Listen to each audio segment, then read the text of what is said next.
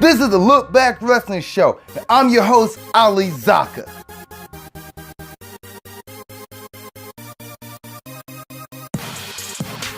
What up, guys? Alright, so before I jump into this week's Raw and Smackdown review, I want to just point some few things out, some breaking news and some thoughts I had before we jump to the show pretty much. So number one thought was Mark Henry.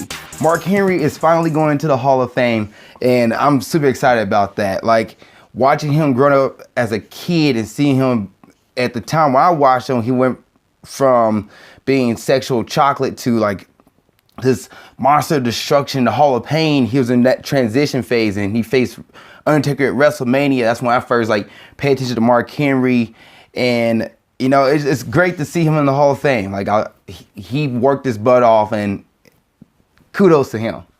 The second thing is Daniel Bryan. Yes, yes, yes, yes, yes.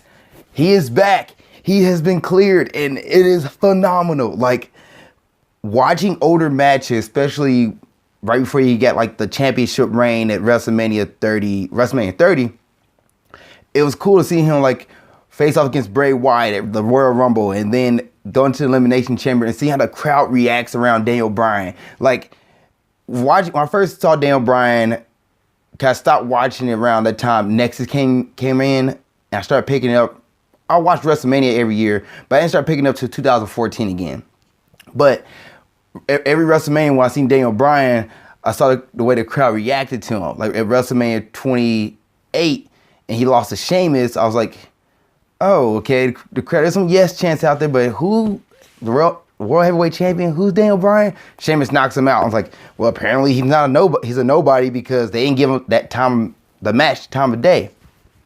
Then watch WrestleMania 29 with him and Kane, and they beat somebody for the tag team championships. I don't even remember. Or they defend the tag team championships, and seeing how the crowd reacted around that, I was like, the crowd's into this guy. I don't know who he is, but they're into him really, really much. Like, they love this yes chant.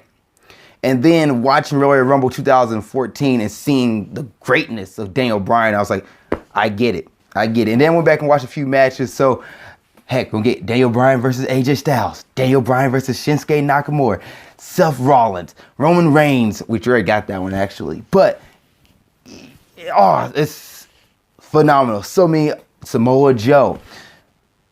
And I'm not going to talk about my thoughts of him in his in-ring action against Kevin Owens and Sami Zayn until later, because there's some few things I saw that kind of made me cringe just knowing the history of Daniel Bryan. But that's not enough for opening comments. Let's jump into the show. So Raw opens up with Kurt Angle coming out. Kurt Angle comes out and he's pretty much talking about, you know, Roman Reigns won't be here, Brock Lesnar will be here. And as he's going on and on, Roman Reigns just appears out of nowhere. Roman Reigns is here. Roman Reigns comes up. He just walks through the crowd, comes up and tells Kurt, like, hey, I'm not going anywhere until Brock Lesnar shows up. So he takes the show hostage.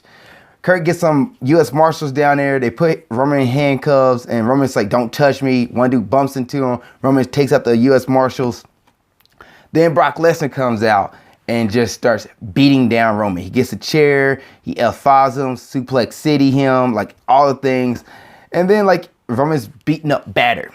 And they bring down the EMTs, bring down the stretcher and everything. Put Roman on the stretcher. Brock Lesnar walks away. And one of the fans said, you deserve it to Roman Reigns. I was like, wow, that's a really dick move. You deserve it. Clap, clap. Like Roman's like injured on the ground. They said, you deserve it. Like, you guys are dicks.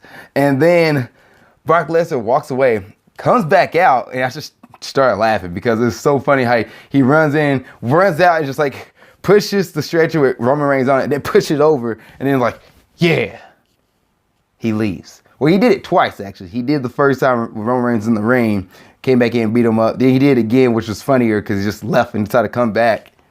But yeah, that was the opening segment. Next, we get Alexa Bliss and Mickie James, Mickie James, I don't care how old she gets, she will always look good. I'm telling you that right now. Man. But Mickie James and Alexa Bliss are pretty much in the ring, cutting the heel promo. Alexa says, I'm sorry and all this stuff. And then she's like, I'm sorry I didn't do it sooner. Or, I'm sorry I didn't turn on Nia Jax sooner. And I meant every little bit of thing. Like, just a straight heel promo. Like, the kind of snot-nosed character she is. And it works for Alexa. So Asuka comes out and Asuka get into the match. The match comes down to Asuka getting Alexa in the ankle lock. Alexa grabs the rope. She sneaks out the ring, and Mickie James, Alexa's like just walks away for a count out victory for Asuka. While Alexa's trying to walk away, Nia comes out and she just runs down, knocks over Mickie James, chases after Alexa. Alexa gets away. Mickie tries to intervene. Nia takes care of Mickie, then goes after Alexa again and starts chasing after Alexa. Alexa gets away, but then after commercial break, she goes up to Kurt, and Kurt's like, you know what? I'm putting you in a match with Nia Jax at WrestleMania for the Women's Championship. You're gonna reap what you sow, Alexa, pretty much. Bryan comes out and talks about how he doesn't need a partner for WrestleMania, but unfortunately he must have a partner. The bar is like, you need a partner, and this is the reason why. They gave a whole bunch of reasonings, and this comes down to a match between Cesaro and Braun Strowman, which Cesaro actually got some couple hits in. Like, it wasn't just a squash match. It was a little back and forth with Bryan getting the victory. So that was the Bar versus the Bryan segment. After that, we get Revival beats Titus Worldwide, and there goes my hopes and dreams, because I really want Titus Worldwide to get good. I really want them to be a threat, and they're not. They're not gonna push them, and it's sad. Truly sad. Truly sad. Tear. Bayley and Sasha comes out for a match against Absolution, but before they do that, they have a heart-to-heart and talk about their grievances and problems with each other. Sasha says she's doing it because she's competitive, wants to win. Bayley's like, yeah, it's not the fact that you're competitive, it's the fact that what you did and the way you looked when you did it still haunts me. Before we get into more detail, Absolution comes out and interrupts them, causes them to get into a match, and the match pretty much has a couple issues between Bayley and Sasha, where Bayley had the victory, but Sasha was distracting the ref, which Bayley confronts Sasha about this, and Bayley gets rolled up for a pin by Absolution, and Absolution take the victory. Next, we get John Cena coming out, and John Cena once again calls out the Undertaker, and he wants to know what is the Undertaker's answer. And as John Cena waits, because we're still trying to figure this out, Kane comes out and then chokeslams John Cena. And John Cena trying to figure out if that's the answer to WrestleMania or nah. Is it, John? Is it not? We won't find out for a couple more weeks. The Miz comes out and rants a little bit more about WrestleMania, and rants is pretty much on everything, the situation, which causes the match between Balor Club and the Miztourage. And it comes down to Finn Balor getting the pin on the Miz, but the Miztourage jumps Finn. Seth Rollins comes out for the save, and Seth says, you owe me one, Finn.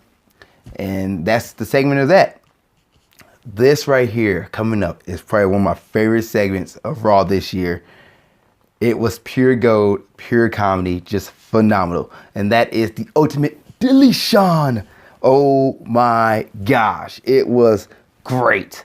Like, Matt Hardy did the whole, Bray, I knew you would come. Like, this is something that happened on Twitter. You saw them beef in 2016. And it's such a great thing. And literally WWE didn't take much. They literally kept the same, or didn't change much. They kept the same exact format, like from TNA. Like, oh my gosh, it was great. Oh man, like, if you haven't seen the Ultimate Deletion, go watch the clips and everything, because it's hilarious. Bray Wyatt's like having moments where, what's going on? What's happening? He has a moment where he sees the old Wyatt compound and have flashback to it burning down. One of my favorite segments. It's Matt Hardy knocks down Bray, and he looks over and he goes, mow of lawns?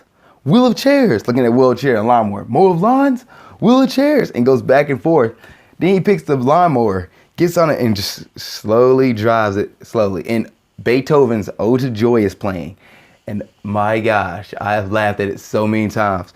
Because Wyatt is on the ground, and Wokey Matt Hardy's about to run over Bray Wyatt. Bray does a little, back bend pop up. Matt Hardy is startled. It somehow stops the lawnmower. And Bray steps up. And Matt Hardy looks at him. He gets off the lawnmower. And as he gets off, Bray just kicks him. Like, in the stomach. It's the most comical kick ever. Oh my gosh. The match comes down to the end where Bray looks like he has the upper hand. He picks up the dilapidated boat, throws it over, and Senior Benjamin has this globe in his hand.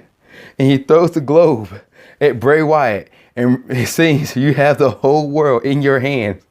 And then Brother Nero pops over on the side of Bray Wyatt and sings, "You have the whole wide world in your hands." And Bray's like, what is happening?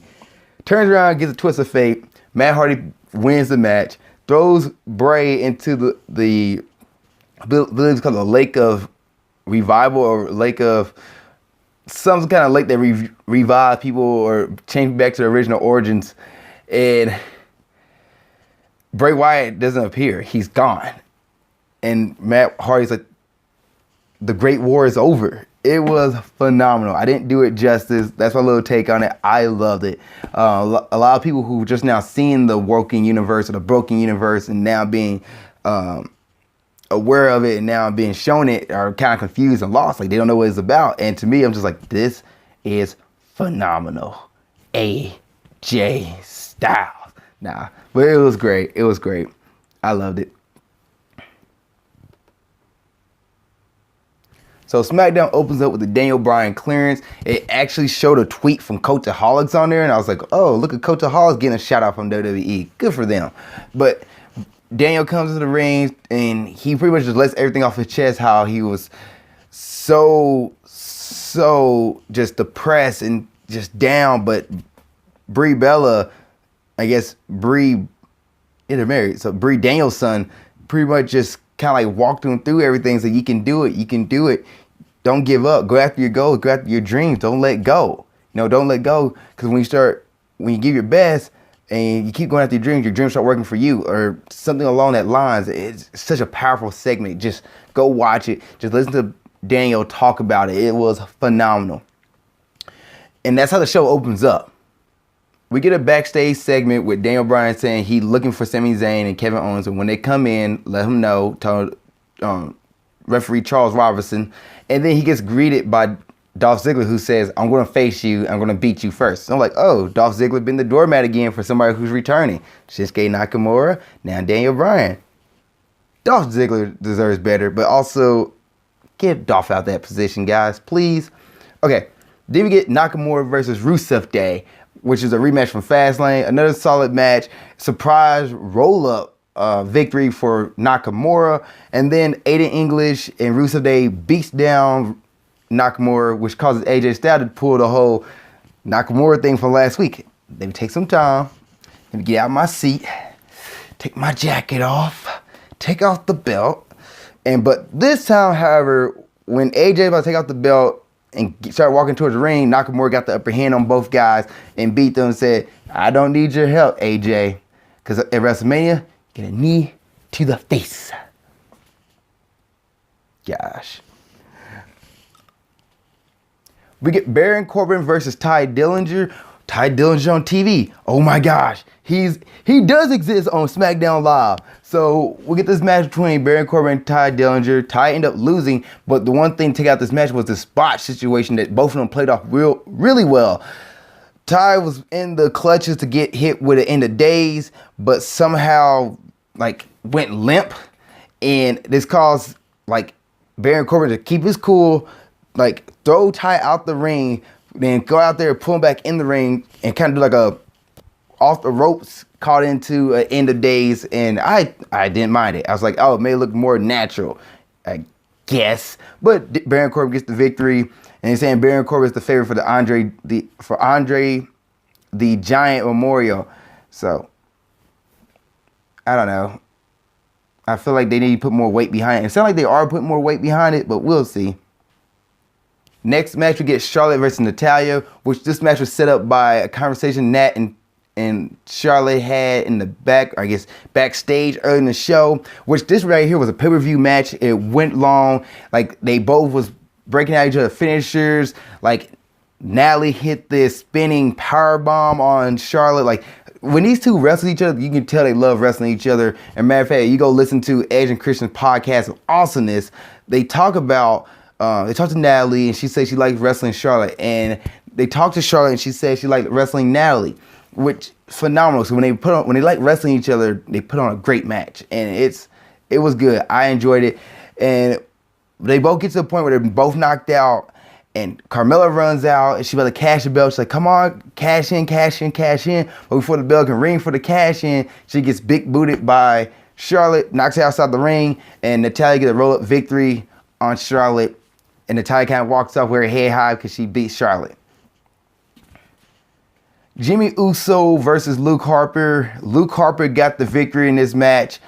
Jimmy and Luke had a little back and forth, but it came down to like just the Bludgeon Brothers being a stronger tag team and beating down the Usos. So yeah, Luke Harper got the victory, and that's that.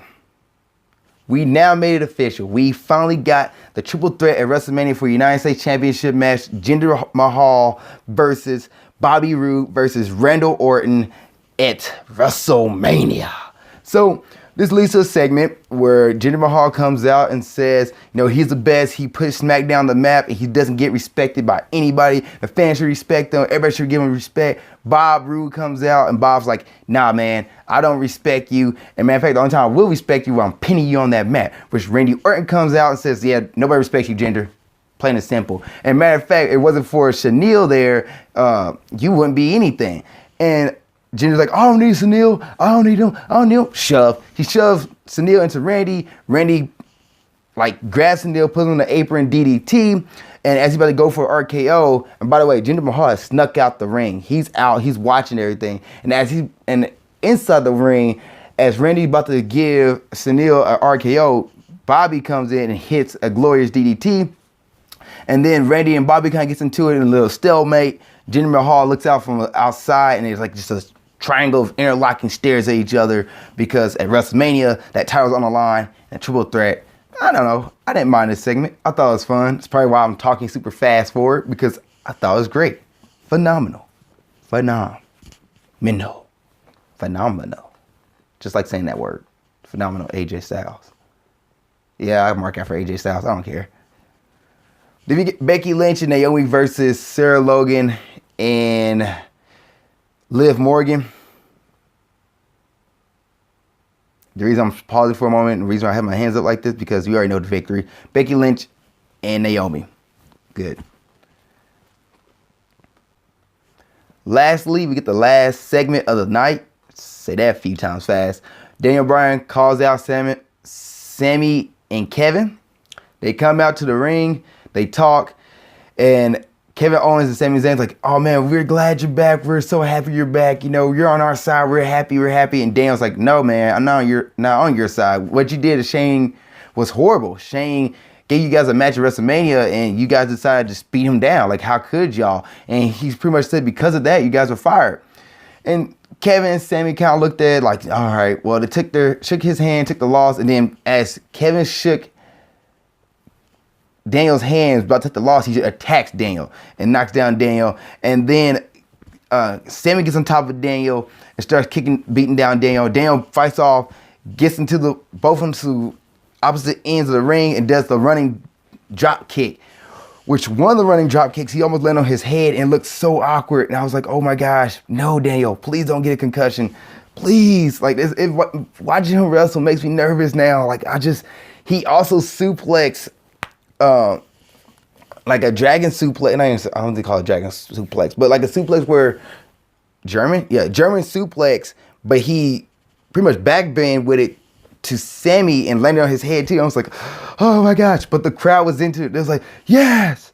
And he got Kevin set up for the yes kicks. Yes. And as everybody came over for Sammy gets in, and the number advantage takes over. That beat down Daniel Bryan, and it ended up being a power bomb onto the side of the ring, and the stretcher came out for Daniel Bryan. And as the show goes off, you just hear Kevin,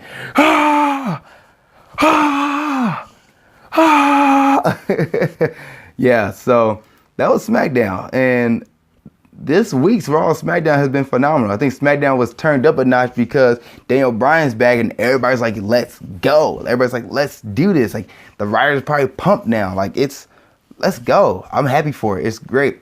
So what you guys think of this week's Raw and Smackdown? Let me know. Please put in the comment section below. And thank you guys for watching this episode of Look Back Wrestling Show.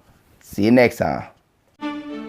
Thank you guys for watching this episode. I really appreciate it. Please like, comment in the comment section below. And please subscribe for more episodes of Grind Towards Success, movie breakdowns, or whatever it is you're watching on my channel. I have different stuff from interviews to other movie reviews to wrestling reviews. If you're a wrestling fan, please subscribe if you want to see all that and see what's going on. Also, you can follow me on Snapchat here. Follow me on Instagram there to see what I'm doing in my personal life as well as my business and Ninja Warrior. And lastly, you can watch the last episode of Grind Towards Success here. You can watch the last episode of movie breakdowns there. Thank you guys once again. I really appreciate it. See you next time. Keep being awesome.